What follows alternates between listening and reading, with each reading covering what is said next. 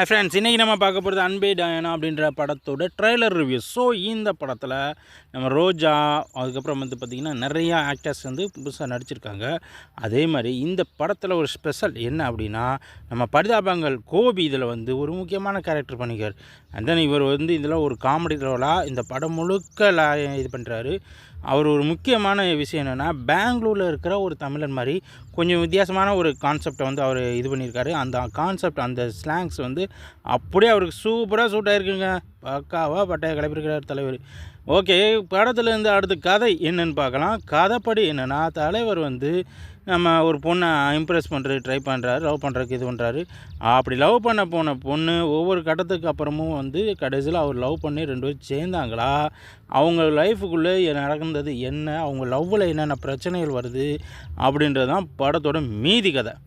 Okay, இதில் இன்னொரு முக்கியமான ரோல் நம்ம ரோஜா மேடம். ஸோ இவங்க வந்து பார்த்திங்கன்னா நம்ம ஹீரோவோட அம்மாவாக இருக்காங்க. இவர் நம்ம ஹீரோயினோட அப்பாவாக இருக்கார். ஸோ இதில் நம்ம தமிழ் சினிமாவில் இதுக்கு முன்னாடி கேடிவியில் இந்த காவிய புதன், அதிரடி வியாழன் அப்படின்ற மாதிரி இந்த ட்ரெய்லர் செமையாக கொண்டு போயிருக்காங்க. ட்ரெய்லரும் பார்த்திங்கன்னா படைய கலப்புது.